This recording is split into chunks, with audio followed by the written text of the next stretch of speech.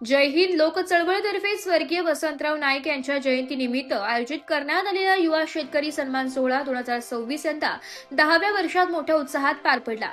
हा राज्यस्तरीय सोहळा रविवार दिनांक 12 जुलै 2026 रोजी दुपारी 1 वाजता सह्याद्री फार्म्स मोहाडी नाशिक येथे संपन्न झालाय। या सोहळ्यात पणन व राज्य शिष्टाचार मंत्री जयकुमार रावल, माजी महसूल मंत्री बाळासाहेब थोरात, कर्मवीर आमदार सुधीरजी तांबे, खासदार भास्करराव बगरे यांच्यासह विविध क्षेत्रातील मान्यवर उपस्थित होते। उपस्थितांच्या हस्ते कृषी क्षेत्रात उल्लेखनीय कार्य करणाऱ्या राज्यभरातील कर्तृत्ववान युवा शेतकरी तसेच शेतकरी उत्पादक कंपन्यांचा सन्मान करण्यात आला। युवा शेतकऱ्यांना आधुनिक व वैज्ञानिक शेतीकडे प्रेरित करणे, शेतीमधील नवकल्पनांना प्रोत्साहन देणे आणि कृषी क्षेत्रात सकारात्मक बदल घडविणाऱ्या प्रगतशील शेतकऱ्यांच्या कार्याचा गौरव करणे हा या सोहळ्यामागील मुख्य उद्देश असल्याचं आयोजकांनी सांगितलंय। कार्यक्रमात मान्यवरांनी आधुनिक तंत्रज्ञानाचा वापर, मूल्यवर्धित शेती, शेतकरी उत्पादक कंपन्यांची भूमिका आणि शेतीतील नव्या संधी यावर मार्गदर्शन केलंय। कृषी क्षेत्रात उल्लेखनीय योगदान देणाऱ्या युवा शेतकऱ्यांचा सन्मान होत असल्याने उपस्थित शेतकऱ्यांनी या उपक्रमाचे स्वागत केलंय। राज्याच्या विविध भागातून मोठ्या संख्येने युवा शेतकरी, कृषी उद्योजक आणि मान्यवरांनी या सोहळ्यास उपस्थित राहून कार्यक्रमाला उत्स्फूर्त प्रतिसाद दिलाय। स्मृतीला विनम्र अभिवादन करतो। आज आपल्या राज्याचे पणन व राजशिष्टाचार मंत्री नामदार जयकुमारजी रावल साहेब या ठिकाणी कार्यक्रमाला आमच्या निमंत्रणाला मान देऊन उपस्थित राहिलेत। मी त्यांचं मनापासून स्वागत करतो।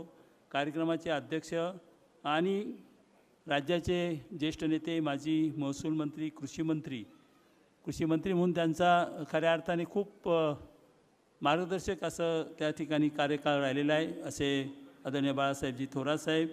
त्याचप्रमाणे सह्याद्री फार्मर्स प्रोड्यूस कंपनी जिचा आता जागतिक लौकिक झालेला आहे, असे मान्य श्रीयुत विलासजी शिंदे आणि त्यांच्या प्रांगणामध्ये आपण सर्वजण बसलो। एक भव्य असं ते शेतकरी काय करू शकतो, शेतकऱ्यांना जर चांगलं नेतृत्व लाभलं तर असे माननीय विलासजी शिंदे साहेब।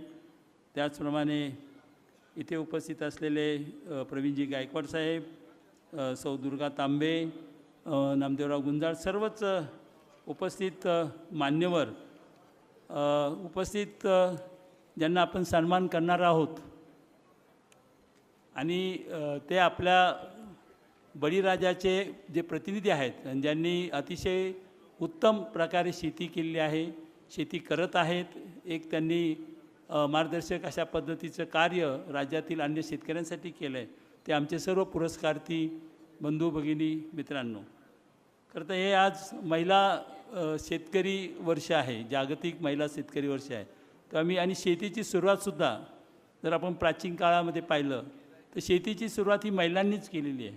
महिलांनीच कसं बी रोवायचं, पहिलं बी काय म्हणतो त्यांना रोवण्याचं काम हे आमच्या महिला भगिनींनी केलेलं आहे, ज्याच्यातून या कृषी संस्कृतीची निर्मिती झालेली आहे। त्या कृषी संस्कृतीच्या निर्मिती करणाऱ्या सर्व आमच्या महिला शेतकरी भगिनींना मी इथे अभिवादन करतो। मित्रांनो, जय हिंद लोक चळवळ मी मोठं भाषण नाही करणार, परंतु आपण ज्याच जय हिंद चळवळीची निर्मिती या ठिकाणी करण्यात आली आहे, तिचं जगामध्ये सर्वात अधिक अन्नधान्य निर्माण करणारा देश आहे। भारत आज अन्नधान्याची निर्यात करतो।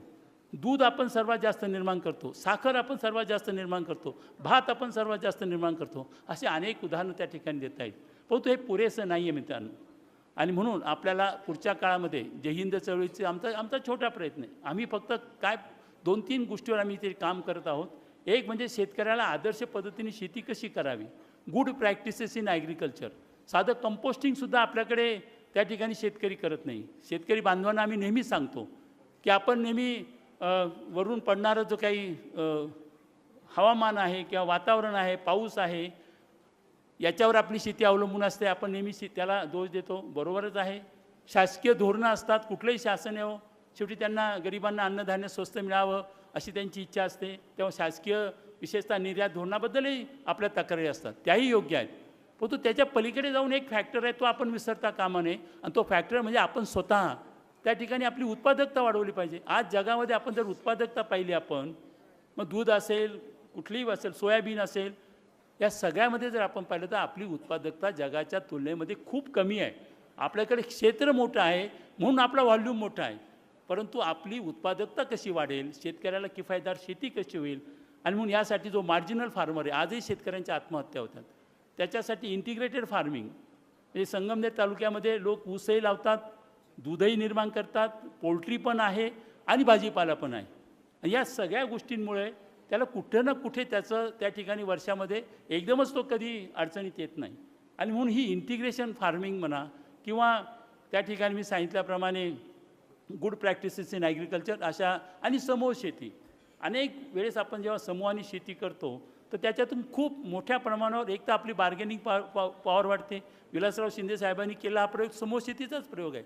त्या समूह शेतीच्या माध्यमातून आपला जो शेती उत्पादनावर होणारा खर्च आहे तो आपण कमी करू शकतो. तेव्हा असे उपक्रम आपल्याला या जय हिंद चळवळीच्या माध्यमातून आणि हे जे आमचे आलेले सगळे मित्र आहेत, भगिनी आहेत, त्यांना आमची हीच विनंती आहे की आपल्याला पुरस्कार देऊन थांबायचं नाही आहे. आपल्याला ही चळवळ मोठी करायची आहे. आपल्याला प्रत्येक शेतकऱ्याच्या बांधापर्यंत पोहोचायचं आहे. ते आमचे मित्र संतोष चव्हाण आहेत, ते त्या ठिकाणी त्यांना आम्ही आज पुरस्कार देतो आहे. ते शेतीच्या बांधावर जाऊन कशा पद्धतीने खतं तयार करता येतील, अतिशय स्वस्त कमी दरामध्ये कमी पैशामध्ये कशी खतं तयार करता येतील, उत्कृष्ट त्यांचा नमुना त्यांनी त्या ठिकाणी केला. समूह शेतीसाठी आमचे रमेश गुंजाळ यांनी उत्तम काम केलं. मी प्रत्येकाबद्दल बोलू शकेल, परंतु वेळाअभावी आणि आपण सर्वजण त्यांचं पुढे फिल्मच्याद्वारे सगळं बघणार आहात. मी पुन्हा एकदा आदरणीय आपले मंत्री महोदय या ठिकाणी जयकुमारजी रावल साहेब, तसे ते आमच्या परिवाराचे मित्र देखील आहेत.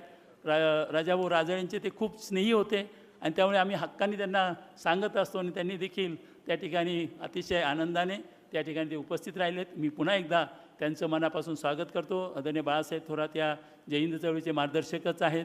मनोज कायंदे इथे आलेले आहेत, प्रवीण गायकवाड आलेले आहेत, विलासराव शिंदे.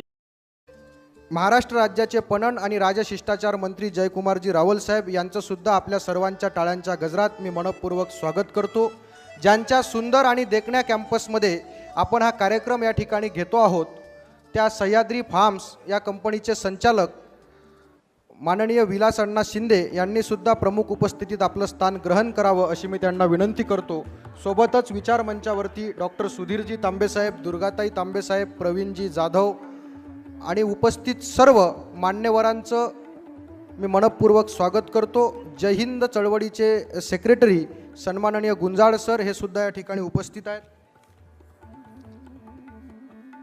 यानंतर या कार्यक्रमाचं प्रास्ताविक करण्यासाठी मी आमंत्रित करतो की ज्यांच्या कल्पकतेनं आणि ज्यांच्या नेतृत्वामध्ये या जय हिंद लोक चळवळीची स्थापना झाली आणि 25 वर्षापेक्षा जास्त काळ या महाराष्ट्रामध्ये शेती, शिक्षण, कृषी आणि सांस्कृतिक क्षेत्रामध्ये जय हिंद लोक चळवळ कार्य करते आहे. जय हिंद लोक चळवळीची व्याप्ती ही गडचिरोलीपासून तर मुंबईपर्यंत सगळीकडे महाराष्ट्रामध्ये जय हिंद लोक चळवळीचे जिल्ह्यात कार्यकर्ते आहेत, पदाधिकारी आहेत. हे ज्यांच्या मार्गदर्शनामध्ये काम करतात ते जय हिंद लोक चळवळीचे संस्थापक माजी आमदार सन्माननीय डॉक्टर सुधीरजी तांबेसाहेब यांना विनंती करतो की आपण या कार्यक्रमाचं प्रास्ताविक करावं.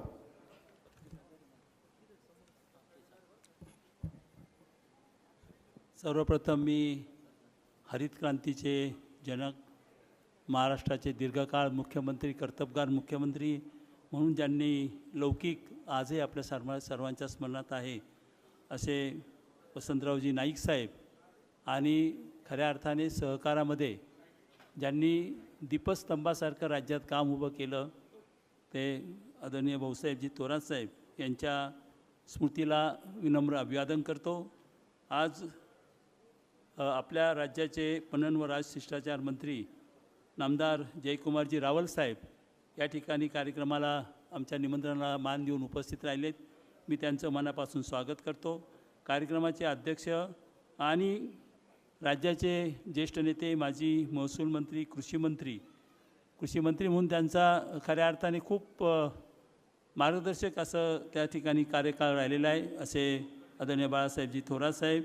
त्याचप्रमाणे सह्याद्री फार्मर्स प्रोड्यूस कंपनी जिचा आता जागतिक लौकिक झालेला आहे असे मान्य श्रीयुत विलासजी शिंदे आणि त्यांच्या प्रांगणामध्ये आपण सर्वजण बसलो. एक भव्य असं ते शेतकरी काय करू शकतो, शेतकऱ्यांना जर चांगलं नेतृत्व लाभलं तर असे माननीय विलासजी शिंदे साहेब. त्याचप्रमाणे इथे उपस्थित असलेले प्रवीणजी गायकवाड साहेब, सौ दुर्गा तांबे, नामदेवराव गुंजाळ, सर्वच उपस्थित मान्यवर, उपस्थित ज्यांना आपण सन्मान करणार आहोत आणि ते आपल्या बळीराजाचे जे प्रतिनिधी आहेत आणि ज्यांनी अतिशय उत्तम प्रकारे शेती केलेली आहे, शेती करत आहेत, एक त्यांनी मार्गदर्शक अशा पद्धतीचं कार्य राज्यातील अन्य शेतकऱ्यांसाठी केलं आहे, ते आमचे सर्व पुरस्कार्थी बंधू भगिनी मित्रांनो. खरं तर हे आज महिला शेतकरी वर्ष आहे, जागतिक महिला शेतकरी वर्ष आहे. तर आम्ही आणि शेतीची सुरुवातसुद्धा जर आपण प्राचीन काळामध्ये पाहिलं तर शेतीची सुरुवात ही महिलांनीच केलेली आहे. महिलांनीच कसं बी रोवायचं, पहिलं बी काय म्हणतो त्यांना रोवण्याचं काम हे आमच्या महिला भगिनींनी केलेलं आहे, ज्याच्यातून या कृषी संस्कृतीची निर्मिती झालेली आहे. त्या कृषी संस्कृतीच्या निर्मिती करणाऱ्या सर्व आमच्या महिला शेतकरी भगिनींना मी इथे अभिवादन करतो. मित्रांनो, जय हिंद लोक चळवळ मी मोठं भाषण नाही करणार, परंतु आपण ज्याच जय हिंद चळवळीची निर्मिती या ठिकाणी करण्यात आली आहे तिचं हेतू आणि उद्दिष्ट जर एका शब्दात सांगायचं असेल, एका वाक्यात, तर एक निरोगी आणि समाज निर्मिती करणं, एक सुदृढ समाज निर्मिती करणं हे खऱ्या अर्थाने जय हिंद चळवळीचं कार्य आहे.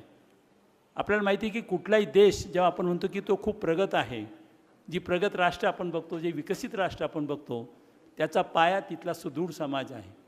आणि आपल्याला जर खऱ्या अर्थाने भारताला विकसित करायचं असेल तर आपल्याला सुरुवात ही एक सुदृढ समाज आपल्याला निर्माण करावा लागेल. सुदृढ समाज म्हणजे काय असं अनेकांना विचारतात लोक, कारण त्यांना शरीर माहिती असतं. नाशिक लोकशाही न्यूजसाठी प्रशांत घुमरे, नाशिक.